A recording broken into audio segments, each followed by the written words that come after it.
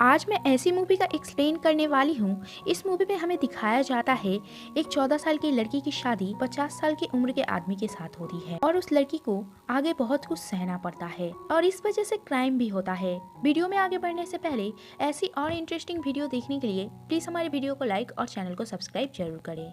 Movie की starting होती है और हमें 14 साल की लड़की मे को दिखाया जाता है।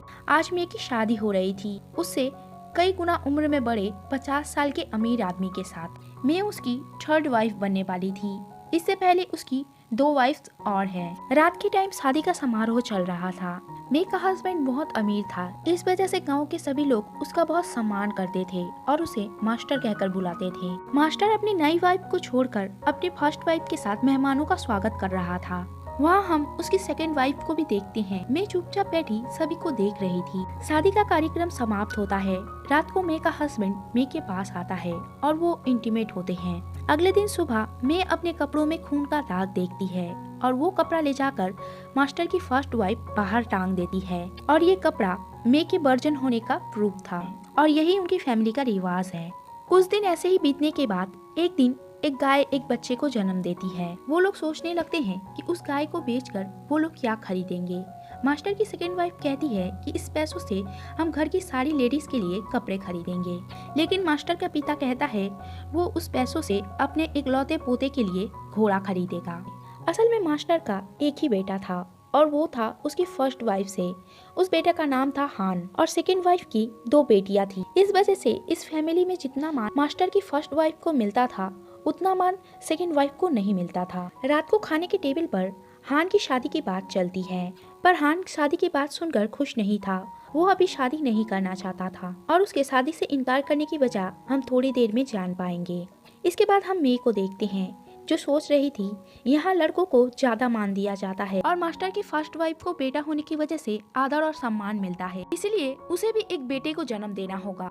वो जाकर ये बात अपने एक घर के नौकर से कहती है कि वो एक बेटे को जन्म देना चाहती है। इसी दौरान उसकी दोस्ती मास्टर के सेकेंड वाइफ की दोनों बेटियों से हो जाती है, क्योंकि वो लोग सेम एज की थी। उनके साथ वो सारा दिन बिताती थी, उनके साथ खेलती थी, उनके साथ इधर उधर घूमने जाती थी। एक दिन वो लोग नदी में नहाने जाती है जहाँ मे को एक खूबसूरत पीले रंग का फूल दिखता है। वो उस फूल के बारे में उनसे पूछती है। वो बताती है ये फूल दिखने में सुंदर है पर साथ ही ये जहरीला है। अगर इसका एक बूंद भी रस कोई पी ले तो उसकी मौत हो जाएगी। नहाने के बाद वो लोग वापस घर आ जाती हैं। ऐसे ही और दिन गुजर जाते हैं। अब हम मे को देखते हैं जो प्रेग्नेंट है। इससे उसकी फैमिली के सारे लोग बहुत खुश हैं, सिर्फ मास्टर की फर्स्ट वाइफ को छोड़कर, क्योंकि वो मन ही मन डर रही थी क्योंकि अगर मे को बेटा हुआ तो उसका मान इस घर में बढ़ जाएगा। मे सबसे छोटी थी, इसीलिए सब लोग उसका ज्यादा ख्याल रखते थे। मास्टर की फर्स्ट वाइफ अपने ससुर से कहती है मे की परवाह करना इतना जरूरी नहीं है क्योंकि वो पहली लड़की नहीं है जो माँ बन रही है। उसकी बातों से हम समझ पाते हैं कि उससे मे से कितनी जलन हो रही है। वो जाकर मे को बहुत कुछ सुनाती है और उससे घर की दोनों लड़कियों से दूर रहने के लिए कहती है। रात को मे मास्टर की दूसरी वाइफ को देखती है जो सज धज के जंगल की तरफ जा रही थी। मे उसका पीछा करती है। वहाँ जाकर वो कुछ ऐसा देखती है जिसे देखकर वो हैरान हो जाती है। वो घर के इकलौते बेटे हान के साथ आपत्तिजनक हालत में होती है। उसके अपने सौतन के बेटे के साथ नाजायज संबंध थे। ये देखकर मैं थोड़ी देर के लिए शॉक्ड हो जाती है। फिर वो तुरंत घर चली आती है। वो सारी रात उनके बारे में ही सोचती है और वो समझ जाती है कि ये फैमिली जैसे बाहर से दिखती है वैसी नहीं है। इस फैमिली में बहुत कुछ चलता है।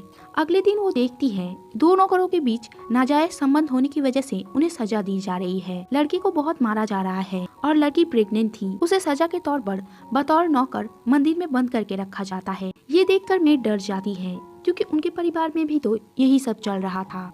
यहाँ में मास्टर की फर्स्ट वाइफ को देखती है जो मास्टर के साथ थी। जलन की वजह से वो फिर से एक बेटी को जन्म देने के काम में लग जाती है। थोड़े दिनों बाद वो भी प्रेग्नेंट हो जाती है। ये सुनकर सभी खुश होते हैं पर मैं थोड़ी टेंशन में आ जाती है। वो चाहती थी कि उसकी बड़ी सौतन उसे पसंद नहीं करती है। मैं हर रोज मंदिर में जाकर बेटे होने की प्रार्थना करती है। कुछ दिनों बाद हान की शादी तय हो जाती है। वो शादी नहीं करना चाहता था। हान बहुत बड़ा हंगामा खड़ा कर देता है। उसकी माँ उसे समझाती है। वो कहता है वो जिस लड़की को नहीं जानता, उससे कभी नहीं मिला, तो वो उससे शादी कैसे कर सकता है। उसकी माँ कहती है कि हम सब के साथ भी ऐसा ही हुआ था। शादी से पहले वो भी उसके पिता को नहीं जानती थी। शादी के बाद ही उसने अपने हस्बैंड को देखा था। पर हान किसी की बात मानने को तैयार नहीं था। वो गुस्से में वहाँ से चला जाता है। हान मास्टर की सेकंड वाइफ के पास जाता है जिसके साथ उसका नाजायज संबंध था। हान मास्टर की सेकंड वाइफ से पूछता है, क्या तुम मुझसे प्यार करती हो? मास्टर की सेकंड वाइफ कहती है, नहीं, मैं तुमसे प्यार नहीं करती, मैं बस तुम्हारा यूज कर रही थी। ये सुनकर हान को बहुत दुख होता है क्योंकि वो उससे सच्चा प्यार करता है। इधर मास्टर की फर्स्ट वाइफ अपने बेटे को लेकर काफी परेशान थी। इससे वो बीमार पड़ जाती है और उसका मिसकैरेज हो जाता है। मे को लगता है कि उसकी प्रार्थना की वजह से ये सब हुआ है। वो खुद को इस सब का जिम्मेदार ठहराती है। ये बात जाकर वो मास्टर की सेकेंड वाइफ को बताती है। वो मे को समझाती है और उसे कहती है, ये सब कुछ तुम्हारी वजह से नहीं हुआ है, इसमें तुम्हारी कोई गलती नहीं है। कुछ दिनों बाद हान की शादी एक 13 साल की लड़की से हो जाती है। हान अपनी पत्नी को पत्नी के रूप में नहीं स्वीकार करता। इधर में काफी ज्यादा बीमार हो जाती है तो मास्टर की सेकेंड वाइफ उसका बहुत ख्याल रखती थी, उसे अपनी बेटी की तरह ही समझती थी। कुछ दिनों बाद हान अपने पिता से कहता है, अब मैं उस लड़की को नहीं झेल सकता, वो उससे परेशान हो गया है। पिता अपने इकलौते बेटे की बात नहीं टाल सकता क्योंकि वो अपने बेटे से बहुत प्यार करता है। अपने बेटे की बात रखने के लिए लड़की के पिता को बुलाया जाता है। हान के पिता लड़की के पिता से कहते हैं, जितना उन्होंने शादी में दहेज दिया है उससे 3 गुना ज्यादा पैसे देंगे, बस उन्हें तलाक चाहिए। इसके साथ वो कहता है कि उसकी बेटी कुंवारी है, वो चाहे तो अपनी बेटी की दूसरी शादी कर सकता है। ये सारी बात सुनकर लड़की के पिता अपनी बेटी में ही कमी निकालता है। उसे लगता है कि उसकी बेटी में ही कोई प्रॉब्लम है।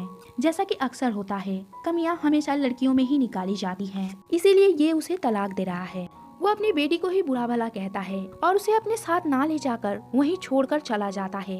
वो लड़की समझ नहीं पाती है कि उसकी गलती क्या है। उसके पति ने तो उसे समझने की कभी कोशिश ही नहीं की। पहले तो उसने शादी की, अब उसे तलाक चाहिए। वो सबकी बातें सुनकर अपने आप में ही गलतियां निकालने लगती है। वो बेचारी तो इतना टूट जाती है कि आखिर में खुदकुशी कर लेती है। इधर मे को लिवर पेन होता है और वो एक बेटी को जन्म देती है, पर मे बेटी को जन्म देकर खुश नहीं होती। यहाँ इन सबको उस लड़की की मौत की खबर मिलती है। ये सुनकर मे और टेंशन में आ जाती है क्योंकि उसने भी तो एक बेटी को जन्म दिया था और शायद कुछ दिनों बाद उसकी बेटी को भी ये सब झेलना पड़ सकता है। ये सोचते हुए वो अपनी बेटी को लेकर नदी किनारे जाती है और उसे आखिरी बार अपना दूध पिलाती है। इसके बाद वो उसे जहरीली फूल का रस पिला देती है। इससे उसकी छोटी सी बच्ची वहीं अपना दम तोड़ देती है। शायद मैंने अपनी बेटी को भविष्य में मिलने वाले दुखों से छुटकारा देने के लिए ये सब किया हो, क्योंकि उस समाज में लड़की होना अभिशाप से कम नहीं था। मूवी के एंड सीन में हम देखते हैं मास्टर की छोटी बेटी अपने बालों को काटकर नदी में फेंक देती है। उसे लगता है शायद वो अपने बालों को काटकर लड़का बन जाएगी और वो लड़कों की तरह अच्छी लाइफ जिएगी, उसे भी प्यार और सम्मान मिलेगा। इसी के साथ ये मूवी भी यहीं एंड हो जाती है। इस मूवी का नाम है द थर्ड वाइफ। ये मूवी साल 2018 में आई थी। कमेंट करके जरूर बताइएगा कि इस मूवी की स्टोरी आपको कैसी लगी। वीडियो देखने के लिए आपका बहुत बहुत धन्यवाद।